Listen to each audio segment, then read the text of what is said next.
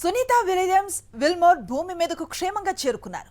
Florida సముద్ర జలాల్లో crew dragon భారత కాలమానం ప్రకారం తెల్లవారుజామున 3:27 దిగింది. దీంతో 9 నెలల నిరీక్షణకు తెరపడింది. సునీతా విలియమ్స్ విల్మోర్ క్షేమంగా రావడంతో ప్రపంచవ్యాప్తంగా ఉత్కంఠకు తెరపడింది. ఐఎస్ఎస్ నుంచి 17 గంటల ప్రయాణం తర్వాత సునీతా విలియమ్స్ విల్మోర్ మరో 2 ఆస్ట్రోనాట్లు క్షేమంగా దిగారు. గాలిలో బెలూన్స్ ఓపెన్ అయ్యాయి. సముద్ర జలాల్లో సేఫ్గా క్రూ డ్రాగన్ దిగింది. క్రూ డ్రాగన్ దిగగానే షిప్లు వచ్చేశాయి. తర్వాత చిన్న చిన్న బోట్లు క్యాప్సూల్స్ దగ్గరకు చేరుకున్నాయి.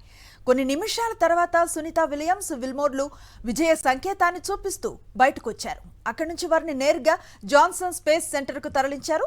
వైద్య పరీక్షల అనంతరం అబ్జర్వేషన్లో ఉండనున్నారు విలియమ్స్ విల్మోర్లు. మొత్తానికి సునీతా విలియమ్స్ క్షేమంగా బయటకు రావడంతో ప్రపంచం ఊపిరి పీల్చుకుంది. భారత సంతతి బిడ్డ సునీత క్షేమంగా రావాలన్న కోట్లాది మంది భారతీయుల పూజలు ఫలించాయి.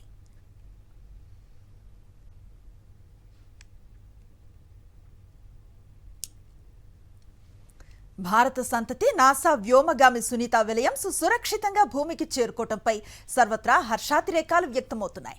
సునీత రాకపై స్పందించిన ప్రధాని వెల్కమ్ బ్యాక్ అంటూ పోస్ట్ పెట్టారు. ఈ పుడమి మిమ్మల్ని మిస్ అయిందన్నారు. సునీత అపరిమిత ధైర్యం, స్ఫూర్తికి ఇన్నాళ్లు పరీక్ష ఎదురైందన్న మోదీ తన పట్టుదల ఏంటో ఆమె అందరికీ చూపించారంటూ ప్రశంసలు కురిపించారు. క్లిష్టమైన అనిశ్చిత పరిస్థితుల్లో అచంచలమైన సంకల్పంతో ఎంతో మందికి ఆదర్శంగా నిలిచారని కొనియాడారు. సునీతా విలియమ్స్ ఓ ఐకాన్, మార్గదర్శకురాలన్నారు.